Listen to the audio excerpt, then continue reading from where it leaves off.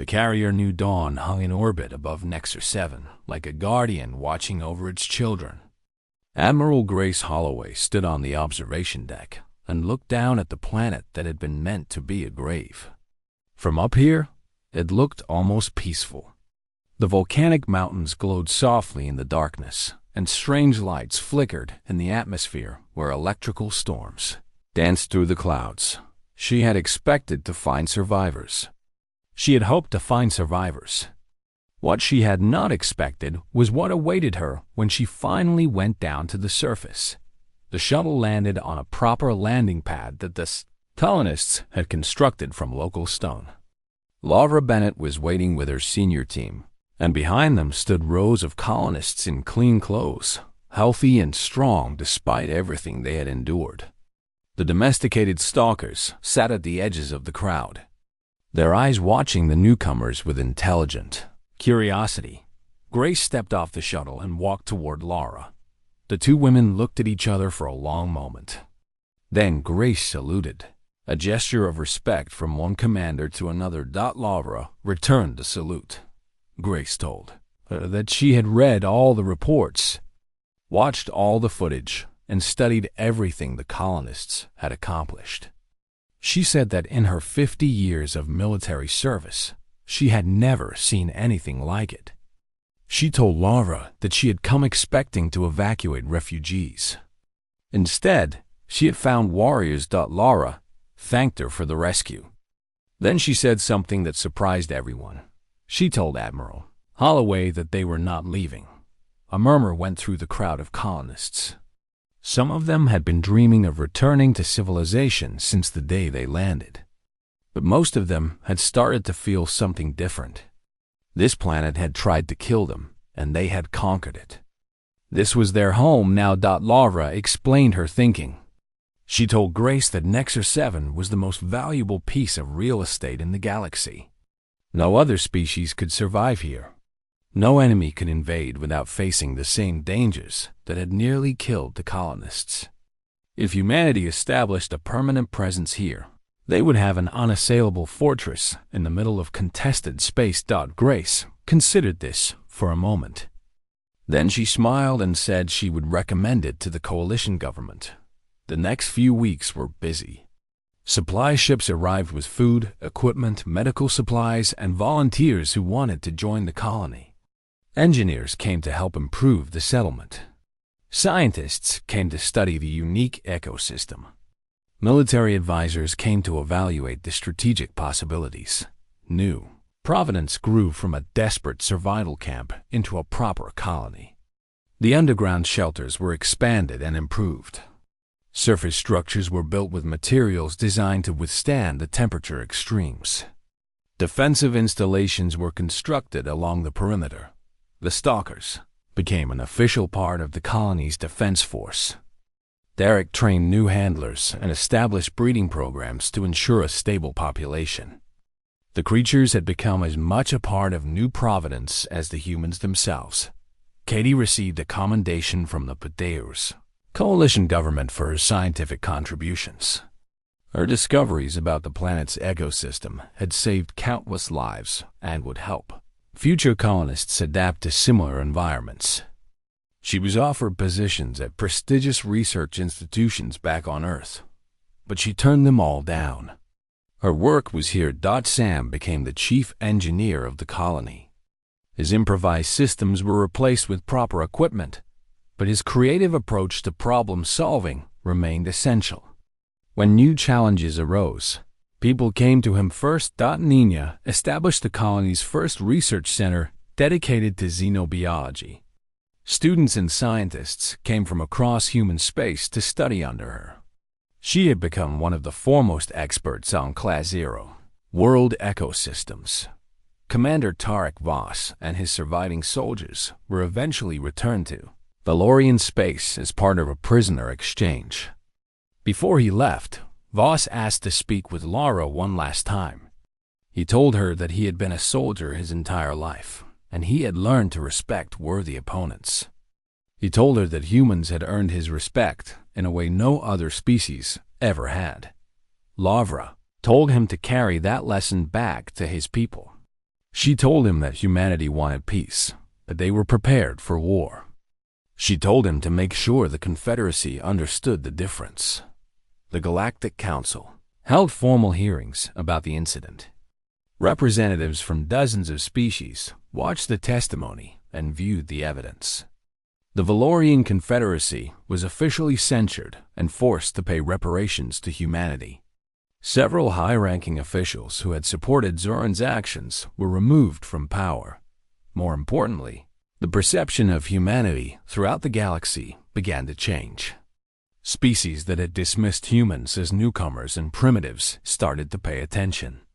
They saw what had happened on Nexus 7, and they understood that they had underestimated a very dangerous species.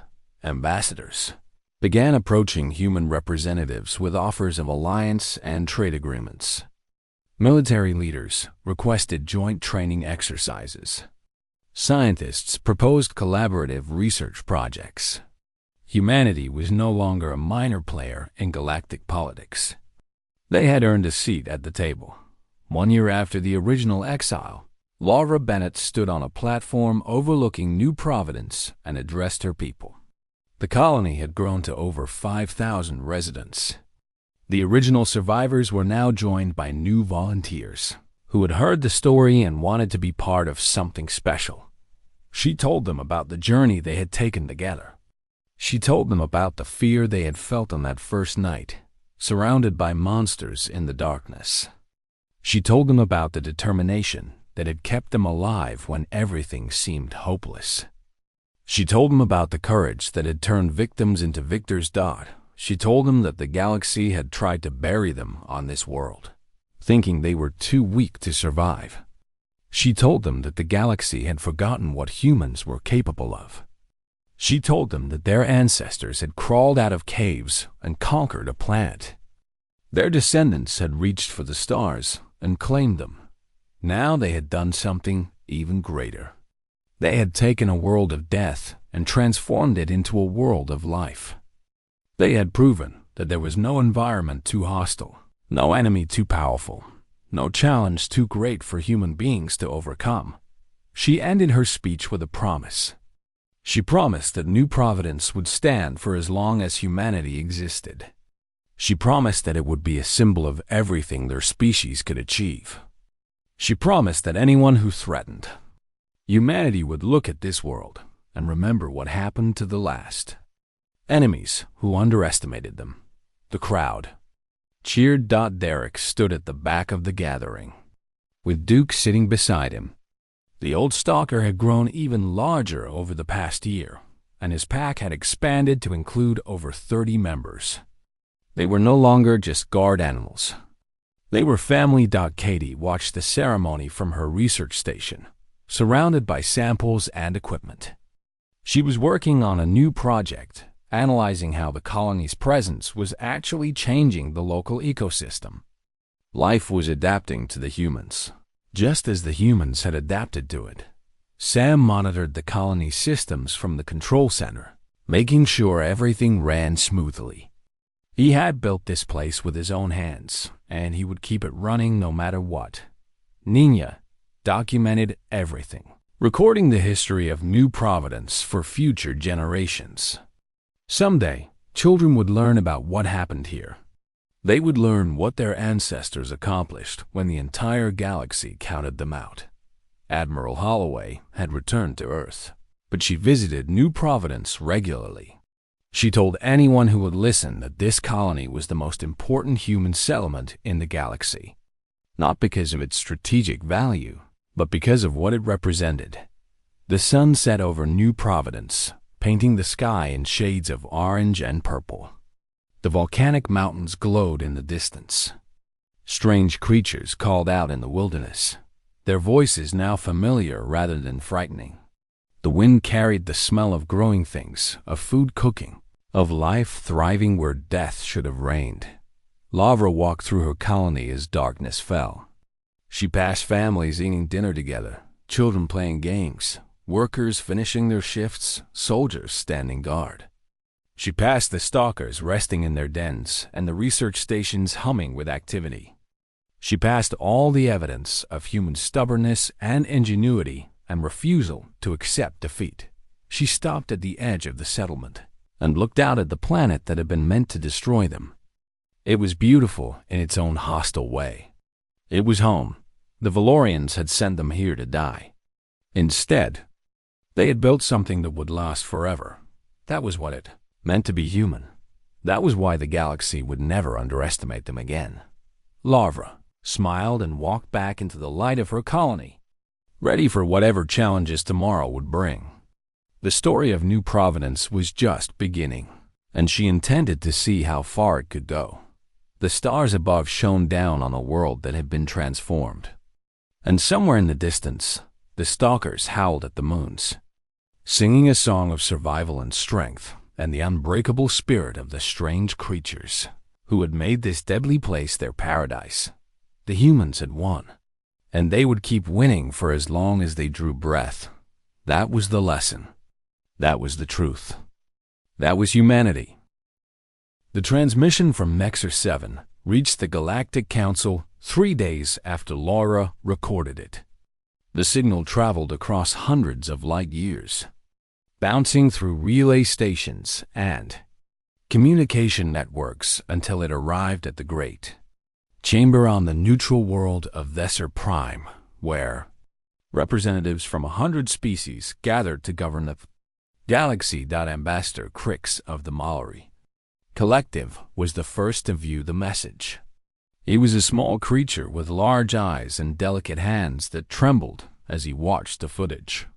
He had voted against admitting humans to the galactic community 50 years ago. He had argued that they were too aggressive, too unpredictable, too dangerous. The council had overruled him. Now he watched humans walking among the deadliest predators on a Class-0 world as if they were pets. He watched them farming land that should have killed any living thing within hours. He watched children playing in an environment that had destroyed survey teams from elder races. He watched Commander Tarek Voss, a legendary Valorian warrior, confess to war crimes with terror in his eyes. Ambassador Crix played the message for the full council. The chamber fell silent. The Valorian representative attempted to speak, to deny responsibility, to claim that Admiral Zoran had acted alone. But the evidence was overwhelming. The council voted unanimously to condemn the Confederacy's actions and demand an explanation. On Earth, the message arrived at the headquarters of the United Human Coalition.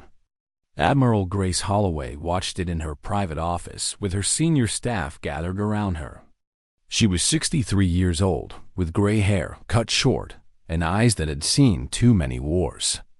She had fought to build humanity's reputation in the galaxy, to prove that her species deserved respect. Now she watched footage that would change everything. Her communications officer asked what orders she wanted to give.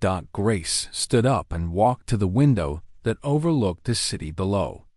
Millions of people lived their lives down there, unaware that their relatives had just survived something impossible. She told her staff to prepare a rescue mission immediately. The carrier New Dawn would lead a battle group to Nexus 7. They would bring supplies, reinforcements, and weapons. Her tactical officer asked if she expected resistance from the Valorians. Grace turned back to face her team.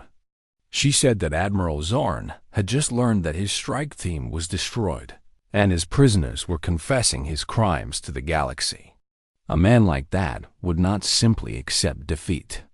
He would try to destroy the evidence. The battle group launched within hours. On Nexus 7, life continued in the settlement that the colonists had started calling New Providence. The name had been Katie's idea, and everyone had agreed it was perfect. They had been given a second chance at life, and they would not waste it. Laura spent her days organizing defenses and planning for the future. She knew the Valorians would respond to her message. She did not know how or when, but she knew it was coming. Derek trained more colonists in combat techniques. Sam worked on improving their communication systems and building new weapons from salvaged materials. Nina continued studying the planet and finding new resources they could use. The Valorian prisoners were kept in a secure area but treated well. Lavra spoke with the Commander Voss regularly, trying to understand her enemy. Voss had changed during his captivity. The arrogance was gone, replaced by something that might have been respect. He told Lara that he had underestimated humans and that his entire species had underestimated them. Lavra asked him what the Confederacy would do now. Voss was silent for a long moment. Then he told her that Admiral Zoran would not accept disgrace. The Admiral had built his entire career on the idea that Valorians were superior to all other races. The humans had proven him wrong in front of the entire galaxy. A man like that would rather die than admit defeat. Lara thanked him for the warning. 3 days later, the sensors detected ships entering orbit around Nexus 7. Sam ran to the command center and told Lara what his equipment was showing.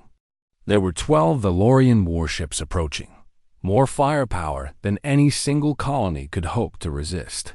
Lara contacted Admiral Zoran directly through the communication system.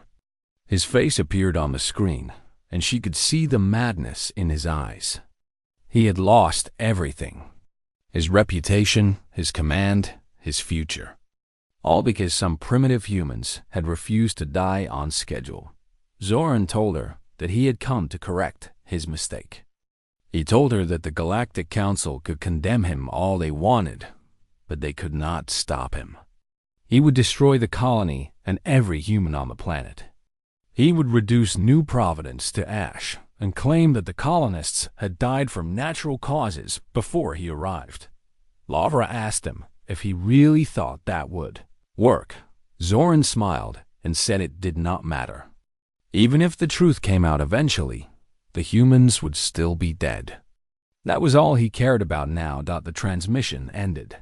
Lara gathered her people and told them what was coming. She did not hide the danger or pretend that everything would be fine. She told them that a fleet of warships was about to attack and that they had limited ways to defend themselves. She told them that rescue was probably on the way, but she did not know if it would arrive in time.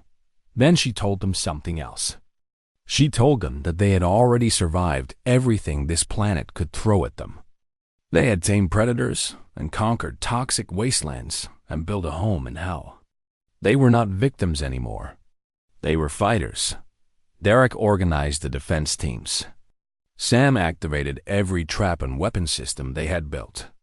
Katie distributed protective equipment and made sure the medical stations were ready. Nina helped move the children and elderly to the deepest shelters, where they would be safest. The colonists prepared for war, but they were not alone. As the Valorian fleet moved into attack position, new contacts appeared on their sensors. A human battle group dropped out of faster-than-light travel on the edge of the system. The carrier New Dawn led 6 destroyers and 4 cruisers, all armed and ready for combat. Admiral Grace Holloway opened a channel to the Valorian fleet. Her voice was calm but carried absolute authority. She told Admiral Zoran that he was operating in violation of galactic law. She told him that his actions had been condemned by the Council. She told him to stand down immediately or face the consequences. Zoran refused. The battle began within minutes. Valorian ships opened fire on the human fleet while also launching bombardment strikes at the planet's surface. The sky above New Providence filled with light and fire as weapons tore through the atmosphere. On the ground, the colonists took cover in their shelters and prayed. Lavra stayed in the command center, watching the sensors and coordinating with the fleet above. She could see the battle unfolding in orbit. Human ships trading fire with Valorian warships while trying to protect the planet. A high Valorian strike craft broke through the defensive line and dropped toward the surface. It was heading directly for the settlement. Lavra ordered everyone to brace for impact, but the strike never landed. Derek had positioned the colony's captured Valorian weapons along the perimeter, and Sam had figured out how to make them work. The strike craft exploded 200 meters above the ground, showering the settlement with debris, causing no casualties. In orbit, the battle was turning. The human ships were outnumbered, but not outmatched. Admiral Holloway had brought the best crews in the fleet, veterans who had trained for exactly this kind of fight. One by one, the Valorian ships were disabled or destroyed. Admiral Zorn watched his fleet crumble around him from the bridge of his flagship. He had gambled everything on this attack, and he had lost. His officers begged him to retreat, but he refused. He ordered his ship to make a final run at the planet, to destroy the colony, even if it cost him his life. His flagship dove toward Nexus 7 with all weapons firing. It never reached the surface.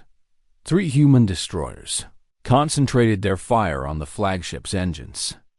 The ship lost power and began to tumble through the atmosphere, burning as it fell.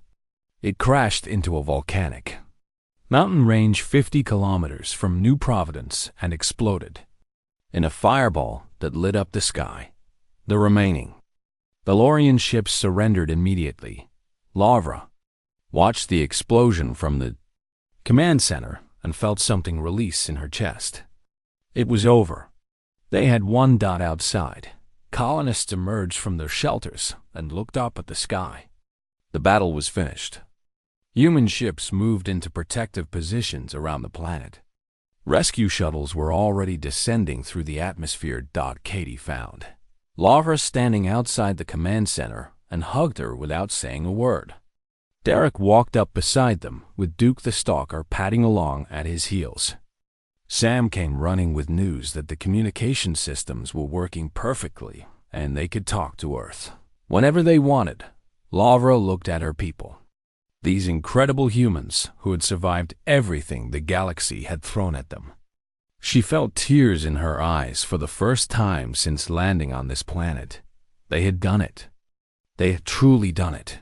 The message had been received. The Valorian strike team landed on Nexus 7 6 weeks after the humans had been abandoned there. Commander Tarek Voss led 40 of the finest soldiers in the Confederacy, veterans who had conquered worlds and crushed rebellions across the galaxy. They expected to find starving survivors hiding in caves, desperate people who would be easy to eliminate. They were wrong. Voss stepped off the shuttle and looked around at the rocky terrain.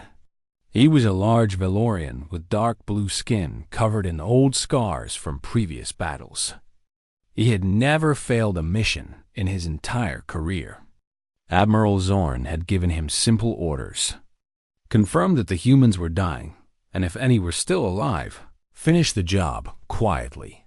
His soldiers spread out in standard formation, weapons ready, sensors scanning for life signs.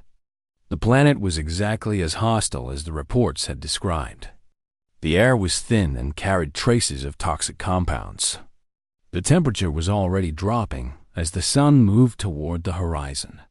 Strange sounds came from the wilderness, the calls of predators hunting for prey. Voss checked his equipment and signaled his team to move toward the coordinates where the human settlement had been detected. They would approach carefully, assess the situation, and strike when the time was right. They never saw the first attack coming. A Valorian soldier at the back of the formation simply disappeared. One moment he was there, and the next he was gone, dragged into a narrow canyon by something fast and silent. His companions turned and raised their weapons, but there was nothing to shoot at. The canyon was empty. Voss ordered his team to tighten their formation. He assumed a local predator had taken the soldier. It was unfortunate but not surprising on a Class-0 world. They continued moving. 2 hours later, 3 more soldiers vanished. This time, some of them caught glimpses of the attackers. They were not animals. They were humans, moving through the terrain with impossible speed and precision, disappearing into rocks and shadows before anyone could get a clear shot. Voss felt the first hint of worry creep into his mind. These humans were not starving refugees. They were hunters. Derek Cole watched the Valorian column from a ridge half a kilometer away. He had a crude telescope made from salvaged parts, and he counted the enemy soldiers carefully. 40 had landed. 4 were already dead. That left 36. He signaled to his team, a group of 15 colonists who had trained for the past month in the art of guerrilla warfare. They had learned every rock and valley and dangerous zone on this part of the planet. They knew where the toxic gas pockets drifted. They knew where the stalkers hunted. They knew where the ground was unstable and could collapse without warning. The Valorians knew none of these things. Katie Marsh crouched beside Derek with one of her sound devices in her hand. She had modified it to produce a specific frequency that would attract the insect swarms instead of repelling them. She asked if it was time. Derek nodded. Katie activated the device and pointed it toward a valley where 6 Valorian soldiers were currently walking. Within minutes, a black cloud rose from the rocks and descended on the aliens. The swarm was not deadly on its own, but the insects burrowed into armor joints and stung exposed skin. The soldiers panicked and broke formation, running in different directions. 3 of them ran directly into a toxic gas pocket that they could not see. They collapsed within seconds. Commander Voss heard the screaming through his communication system and ordered his troops to regroup. But regrouping was exactly what the humans wanted. As the Valorians gathered in a defensive circle, Sam Ortega triggered the explosives he had buried. Along their path the night before, the blast killed 5 more soldiers and sent the rest scrambling for cover. Laura Bennett watched from the main settlement and coordinated the attacks through the communication network Sam had built. She directed teams to different positions, tracked enemy movements, and made sure no Valorian could predict what was coming next. The battle lasted 3 days. By the end of the first day, Voss had lost half his team. By the end of the second day, he had abandoned his mission and was simply trying to reach his shuttles and escape. By the third day, he realized the humans had already disabled his ships. The final confrontation happened in a narrow canyon where Voss and his remaining 8 soldiers had taken shelter. They were exhausted and terrified, surrounded by enemies they could not see and hazards they could not predict. The planet itself seemed to be fighting against them. Laura walked into the canyon alone, unarmed except for a knife at her belt. Derek and his hunters watched from the ridges above with the stalkers sitting beside them, ready to attack on command. Voss aimed his weapon at Laura and demanded to know who she was. His hands were shaking, something that had never happened to him before. Laura told him her name and her rank. She told him that she was the captain of the colony ship he and his admiral had condemned to death. She told him that his mission had failed. Voss looked around at the canyon walls and the shadows where he knew human fighters were hiding. He looked at the massive wolf-like creatures that watched him with hungry eyes. He looked at this small human woman who stood before him without fear. He asked how this was possible. His voice was barely a whisper. Laura stepped closer until she was within arm's reach of his weapon.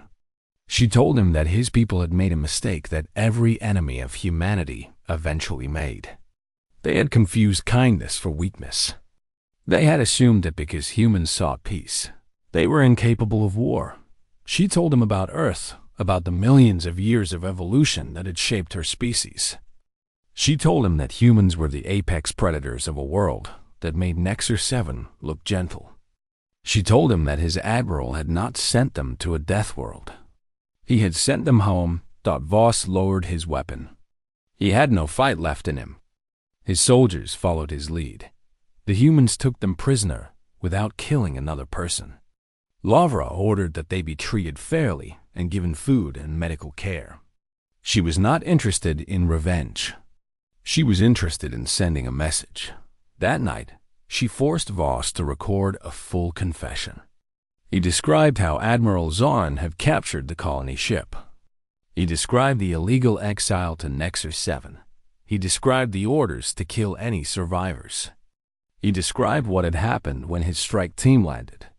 Laura added her own statement to the recording.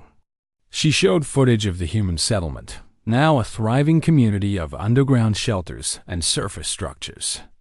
She showed the domesticated stalkers and the farms and the technology they had built from nothing. She showed healthy children playing in areas that had been death traps just weeks before.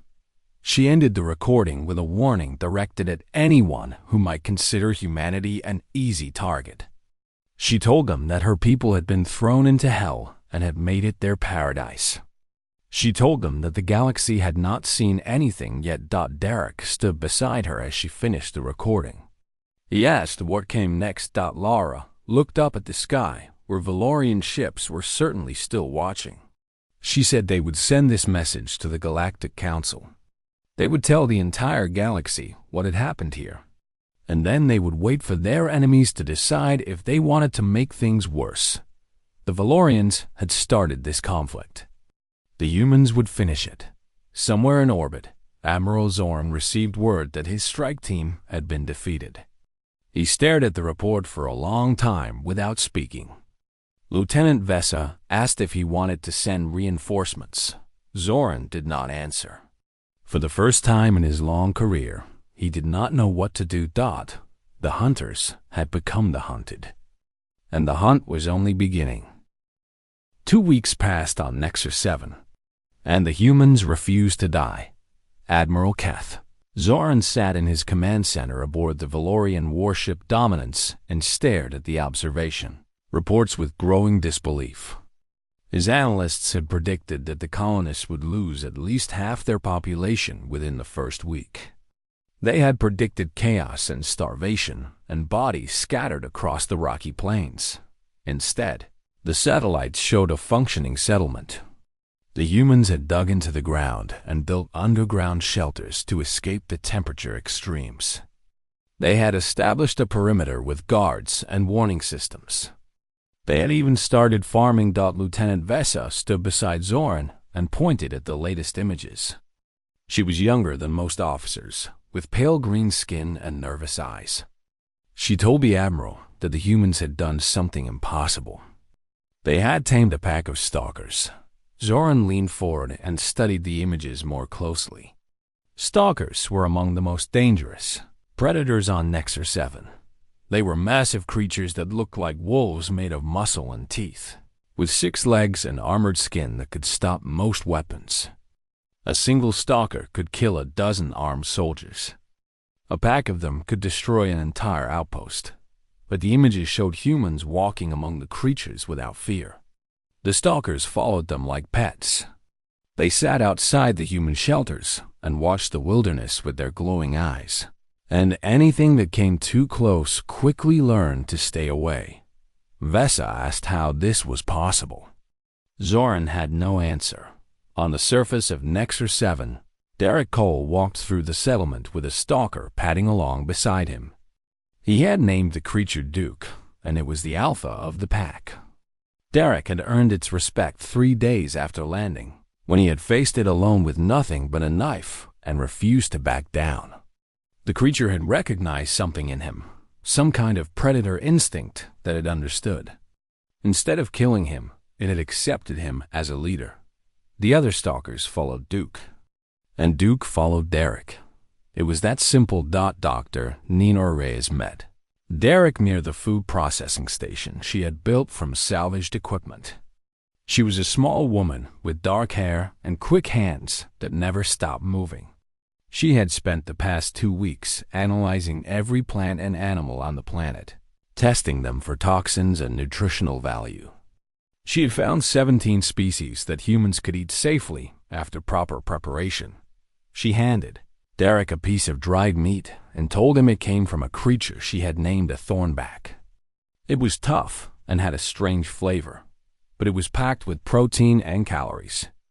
The hunting teams had killed 4 of them yesterday, which meant the colony had enough food for another week. Derek chewed the meat and nodded in approval. He asked how the farming experiments were going. Nina led him to a section of the underground shelter where she had set up growing beds. The soil on Nexus 7 was poor, but she had mixed it with organic waste and certain mineral deposits to create something that could support crops. Small green sprouts were already pushing up through the dirt. They were modified seeds from the colony supplies, designed to grow in harsh conditions. In another area, Sam Ortega was teaching a group of colonists how to use the atmospheric sensors he had built. Sam was a thin man with messy hair and grease stains on his clothes that never seemed to wash out. He had taken apart half the equipment they had brought and rebuilt it into things that actually helped them survive. His sensors could detect the toxic gas pockets that drifted across the planet. The gas was invisible and odorless, and breathing it meant death within minutes. But Sam had figured out that the gas created tiny electrical disturbances in the air, and his sensors could pick up those signals from hundreds of meters away. Now the colonists knew exactly when to seek shelter and when it was safe to move around. A young woman named Katie Marsh ran up to Laura with excitement on her face. Katie was only 22 years old, but she had already saved more lives than she could count. A week ago, she had noticed that the aggressive insect swarms on the planet seemed to avoid certain areas. After days of experimentation, she had discovered that specific sound frequencies drove them away. Now, every colonist carried a small device that emitted those frequencies. The swarms that had killed 3 people in the first few days were no longer a threat. Katie told Laura that she had discovered something new. The insects were not just pests. Their shells contained a natural compound that repelled the larger predators. She was working on extracting it and creating a spray that would make the colonists invisible to most of the dangerous creatures. Laura put her hand on Katie's shoulder and told her she was doing incredible work. Katie blushed and hurried back to her research station. The colony had changed dramatically since those first terrifying days. What had started as a desperate group of survivors was becoming a real community. People had found roles that suited their skills. Engineers built and repaired equipment. Hunters brought in food. Scientists studied the planet and found new ways to use its resources. Teachers kept the children educated and calm. Doctors treated injuries and illnesses with limited supplies, but endless determination. Laura walked through the settlement and felt something she had not expected to feel on this death world. She felt hope. That evening, she gathered the colony leaders for a meeting in the central shelter. Derek reported that his hunting teams were getting better every day. They had learned to track prey, to set traps, and to work with the stalkers to bring down larger creatures. Nina reported that the food supply was stable and growing.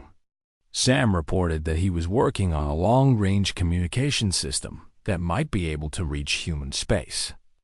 Katie reported on her latest discoveries about the planet's ecosystem.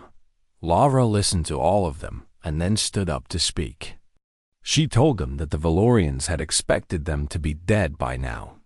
She told them that instead, they were building something amazing.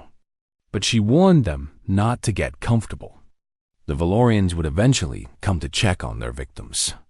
When they did, the colonists needed to be ready. Derek asked what she had in mind. Laura smiled and began to outline her plan. They would not wait passively for rescue or death. They would turn this entire planet into a weapon. Every toxic gas pocket would be mapped and marked. Every predator territory would be noted. Every unstable fault line would be recorded. When enemies came to finish what the planet could not, they would walk into the deadliest trap in the galaxy. The leaders looked at each other, and then back at Laura. They were tired and scared and far from home. But they were also humans, and humans did not give up. High above in orbit, Admiral Zorn received another report from his analysts. The human population had not decreased. In fact, it appeared to be healthier than when they had landed. The Admiral felt a cold sensation in his stomach that might have been the beginning of fear. He told Lieutenant Vesa to continue monitoring, but said nothing else. He was starting to realize that he might have made a serious error in judgment. On the surface, Laura stood at the edge of the settlement and looked out at the hostile landscape that surrounded them. The volcanoes glowed red in the distance. Strange creatures howled in the darkness. The wind carried whispers of death and danger. She was not afraid. She was ready. The humans had stopped being victims. They had become something else entirely. They had become the most dangerous things on this planet, and they were just getting started. The colony ship Horizon's Promise drifted through the darkness of space with no power and no hope. Inside, 2,400 human beings waited in fear as alien soldiers walked through their corridors. The Valorian Confederacy had captured them 3 days ago, and nobody knew what would happen next. Lavra Bennett stood at the front of the main cargo hold where the soldiers had gathered all the colonists. She was 42 years old with short brown hair and tired eyes that had seen too much war. Before she became the captain of this colony mission, she had served 15 years in the human military. She had fought in border conflicts and defended stations against pirates. But she had never felt as helpless as she did now. The cargo hold doors opened, and a tall alien walked inside. Admiral Keth Zoran of the Valorian Confederacy was a frightening creature. His skin was pale blue and smooth like polished stone. His eyes were large and completely black, showing no emotion at all. He moved with the confidence of someone who had never lost a battle in his life. Zoran looked at the humans the way a person might look at insects. He found them disgusting and primitive. The Valorian Confederacy had ruled this region of space for thousands of years, and they did not appreciate newcomers. Humans had joined the galactic community only 50 years ago, and already they were spreading across the stars like a disease. They refused to submit to Valorian authority. They demanded equal treatment in the Galactic Council. They acted like they belonged among the elder races. Zoran had decided to teach them a lesson. He walked to the center of the cargo hold and spoke in a voice that carried to every corner. His translators turned his words into human language. He told the colonists that they had committed crimes against the Confederacy by attempting to settle in disputed territory. He told them that the punishment for this crime was death. But he said that the Valorians were merciful, and so they would give the humans a chance to survive. Lavra stepped forward and demanded to know what he meant. 2 soldiers grabbed her arms, but Zoran waved them away. He seemed amused by her courage. Zoran explained his plan. The Valorians would transport the colonists to a planet called Nexer 7. They would give them supplies for 30 days. After that, they would be on their own. He called it a fair arrangement. He said the Galactic Council could not accuse the Confederacy of murder. If the humans simply failed to survive on their new a man named Derek Cole pushed through the crowd to stand beside Laura. He was 30, 5 years old, with a thick beard and arms covered in old scars. He had served as a Marine for 10 years before joining the colony mission. He asked what kind of planet Nexer 7 was. Zoran smiled, and it was the most terrifying thing Laura had ever seen. He told them that Nexer 7 was classified as a Class-0 Deathworld. The temperature shifted from burning hot to freezing cold within hours. The atmosphere contained pockets of toxic gas that moved with the wind. The planet was filled with predators that had evolved to kill anything that moved. The ground itself was unstable, with earthquakes and volcanic activity happening constantly. No species in the known galaxy had ever successfully colonized a Class-0 world. Most survey teams that landed on such planets never returned. Laura felt her heart sink, but she did not let her fear show on her face. She told Zoran that he was sentencing them to death. Zoran simply nodded and said that was the general idea. But at least this way, he could tell the council that he had given them a chance. The transport took 6 hours. The colonists were loaded onto shuttlecraft and taken down to the surface of Nexer 7. They landed on a rocky plain surrounded by mountains that glowed with volcanic heat. The sky was orange and brown, filled with clouds that looked poisonous. Strange sounds came from the wilderness around them, howls and screams and clicking noises that made the children cry. The Valorians unloaded their supplies and left without another word. Lara watched their shuttles disappear into the sky and felt the weight of responsibility crushing down on her shoulders. She was in charge now. 2,400 lives depended on her decisions. Derek walked up beside her and looked at the hostile landscape. He said it looked worse than any training exercise he had ever done. He asked her what the plan was. Lara took a deep breath and turned to face her people. They were scared and confused and looking at her for answers. She saw families holding their children close. She saw old people who should have been enjoying peaceful retirements. She saw young people who had dreamed of building new lives on a beautiful colony world. Instead, they had been thrown into hell. She climbed onto a supply crate so everyone could see her and raised her voice. She told them that the Valorians expected them to die. She told them that every other species in the galaxy believed Class-0 worlds were impossible to survive. She told them that they had been sent here as a death sentence. Then she smiled and told them that the Valorians had made a terrible mistake. She reminded them of where humans came from. Earth was not a gentle paradise. Earth was a world of ice ages and supervolcanoes, of predators and plagues, of earthquakes and tsunamis. Humanity had survived mass extinctions that killed nearly every other species on their home world. They had crawled out of caves and conquered every environment on their planet. From frozen tundras to burning deserts to the depths of the ocean. Other species evolved on peaceful worlds where life was easy. Humans evolved on a world that tried to kill them every single day for millions of years. That was why they were different. That was why they would survive. Lara pointed at the mountains and the toxic sky and the dangerous wilderness. She told her people that this planet thought it was scary. She told them to show it what scary really looked like. Derek grinned and started organizing teams. A woman named Dr. Nina Reyes, who was the mission's xenobiologist, began analyzing the local plant life. An engineer named Sam Ortega started examining the atmosphere to understand the toxic gas patterns. A young woman named Katie Marsh helped the families set up temporary shelters. By the time night fell on Nexus 7, the humans had already begun to adapt. They built fires to ward off the cold.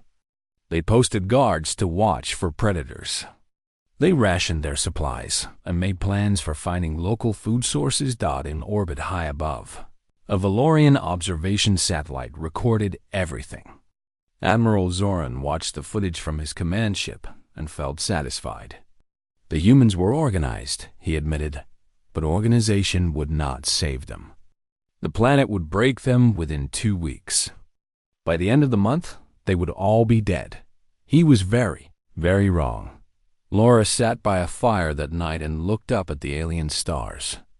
She thought about her family back on Earth, her sister and her nieces, who would probably never know what happened to her. She thought about all the people who were counting on her. She made a silent promise to herself and to everyone on that planet. They would not just survive. They would thrive. And when the Valorians came to confirm their deaths, they would find something that would make them regret this decision for the rest of their lives. The first night on Nexus 7 was long and cold, and filled with the sounds of monsters in the darkness. But the humans did not break. They huddled together and kept their fires burning and waited for the dawn. They had faced death before. They would face it again, and they would win.